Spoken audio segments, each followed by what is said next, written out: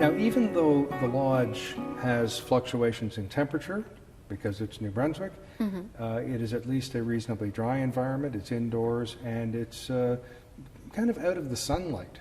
So this sealskin is in pretty good shape. Was it in good shape when it first arrived? Yes, it actually was in very good shape. Now, I'm guessing that this decoration on the snout is far more a celebration of the hunt or an honoring of the seal or gratitude, just guessing, than it is a trophy like you see a moose head on the wall. What can you tell me about the beads at the front? The beads, like all beadwork, is very fragile. It's not the beads themselves, although you can get something called glass disease, which is where the beads actually craze and crumble. But for us, it's usually the stitching that goes. So in almost all of the beaded work in this collection, we've had to do a fair bit of reattaching of the beads, and that's stitching with very fine thread through original holes. And it's very painstaking and precise work. So some of the beads fell off in the lodge, in transit, or here when it was unpacked? Some of them are missing. I think some of them were in the packing material. When we unpack them, we're very, very careful to make sure, because feathers will fall off, beads, buttons, all sorts of bits and pieces will fall off.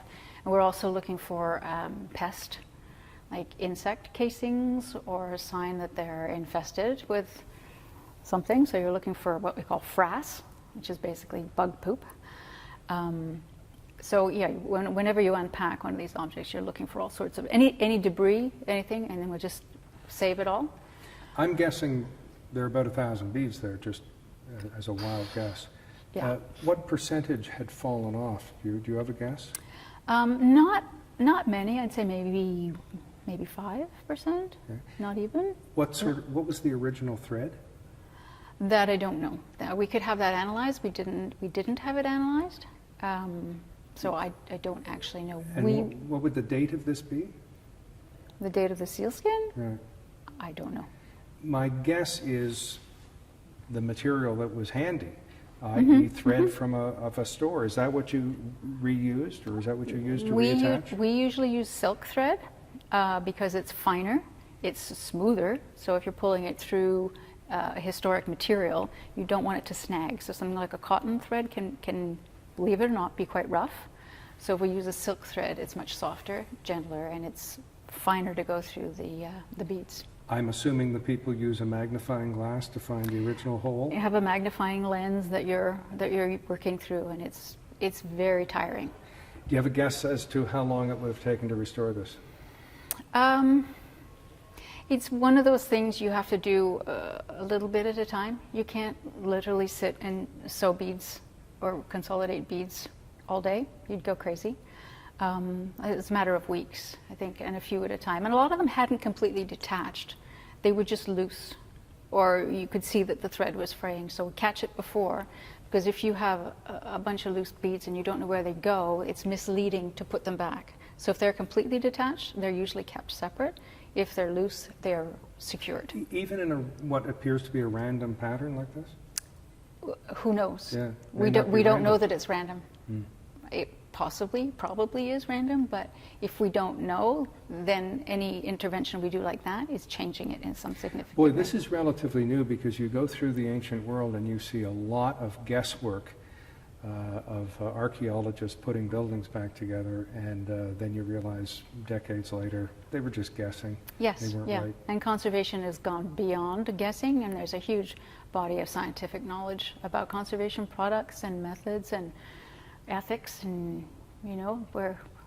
we're pretty serious about what we do now. And the seal's missing an eye. Yes, well. And now, how about the skin? Did that need much work? Because it looks like it's in great shape. No, I don't think it didn't need a lot. As I say, most of the stuff had been in a collection of sorts anyway, so this is actually in really good shape.